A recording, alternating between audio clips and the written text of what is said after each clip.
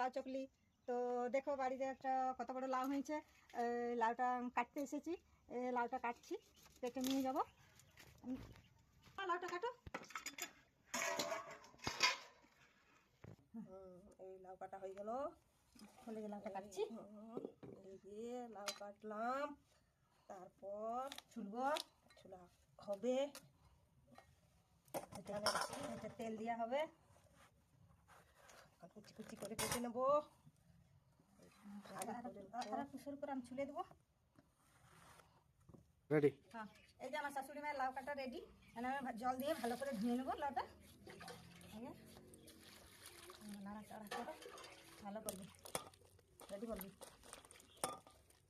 এই যে আমি ধুচ্ছি লাউটা, ভালো করে ধুয়ে যখন কুকারে দেবো, সিদ্ধ করবো।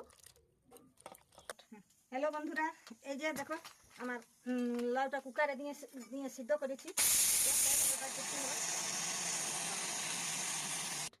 এই যে দেখো কুকারে লাউকে সিদ্ধ করে নিয়েছি।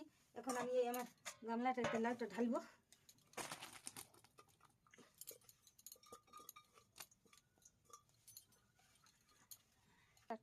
এই যে এইভাবে আমি লাউটাকে সিদ্ধ করে নিয়েছি। সিদ্ধ করে একটু ঠান্ডা হয়ে গেছে। ঠান্ডা হওয়ার পর আমি একটু এইভাবে সেনে নিচ্ছি, যাতে গোটা গোটা যে লাউগুলো আছে সেগুলো যে ভাঙা হয়ে যায়।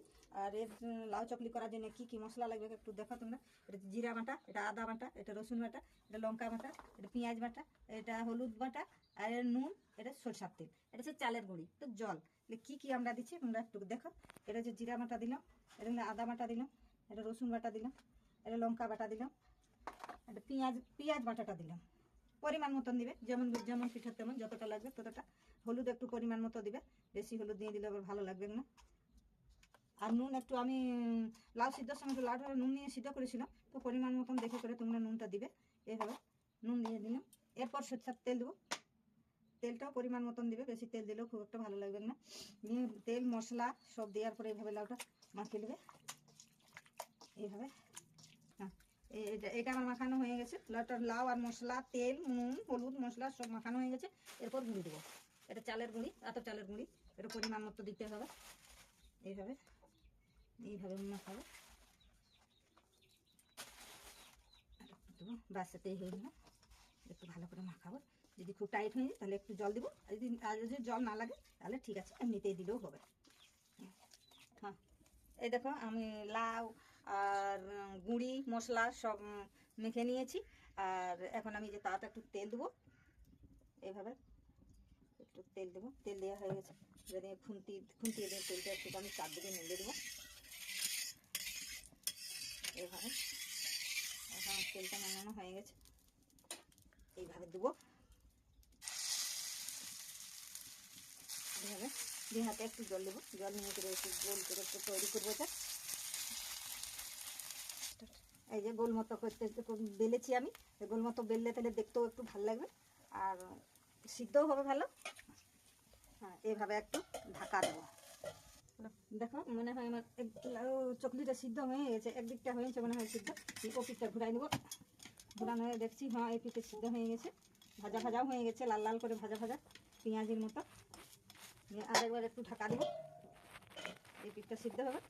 এখন খুলে দেখবো, মনে হয় হয়ে গেছে। এটা দেখি, এটা হয়ে গেছে। এটা এইভাবে এখানে নামিয়ে রাখবো, আবার ওইভাবেই তেল দেবো। হ্যাঁ, এইভাবে আবার গুঁড়ি দিতে হবে। এইভাবে এটাকে ওইভাবে হাতে জল নিয়ে করে বেলে নেবো। এই দেখো এইভাবে বেলে নিয়েছি।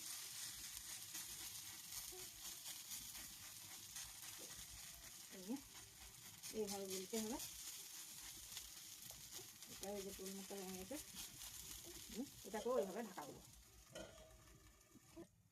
এটাও দেখবো, এইভাবে পাল্টা দেখি এটা খুলে সিদ্ধ হলো কিনে দেখি। এটা হ্যাঁ সিদ্ধ হয়ে গেছে। এই পিঠটা একেবারে পেঁয়াজের মতো হয়ে গেছে। এখন সেই পিঠটা একটু পেঁয়াজের মতো হবে, আমি আরেকবার ঢাকা দেবো এইভাবে। এটা দেখবো এটা হয়েছে না হয় না একটু দেখি, নানা সেই পিঠটা পাল্টে দেখবো। হ্যাঁ, এই পাশটাও হয়ে গেছে, এই পাশটাও দেখছি হয়ে গেছে, এই পাশটাও হয়ে গেছে, এটাও সিদ্ধ হয়ে গেছে এবং ভাজা হয়ে গেছে এটাও। আবার এইভাবে তেল দেবো, এইভাবে আবার তেল দিলাম, তেল দেওয়া হয়ে গেছে।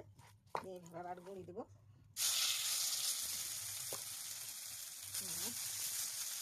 একটু হাতে জল নেবো, নিয়ে আর গোল মতন বানাবো। হাতে একটু জল দিতে হবে, নাহলে হাতে লেগে যাবে, গরম।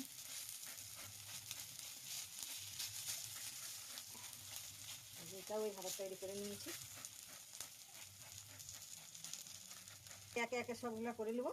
এটা ওইভাবে এরকম ঢাকা দেবো, একে একে সবগুলো এইভাবে ঢাকা দিয়ে এরকম ভাজা ভাজা করে নেবো। এই যে একে একে আমি সবগুলো এইভাবেই তৈরি করে নিয়েছি। এটাও হয়ে গেছে, টুপিকে হয়ে গেছে।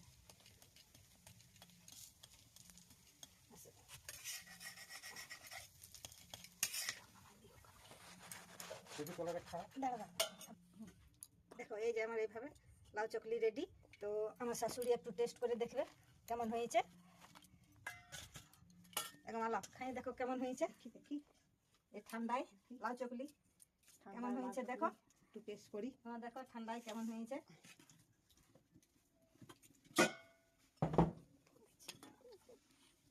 কি দিদা কেমন হয়েছে? দারুণ। ঠান্ডায় ঠান্ডায় লাউ চকলিটা খেতে ভালোই হয়েছে, ভালোই লাগছে। খুব সুন্দর হয়েছে। এভাবে করে খেতে পারো, চাইলে তোমরাও এভাবে করে খেতে পারো।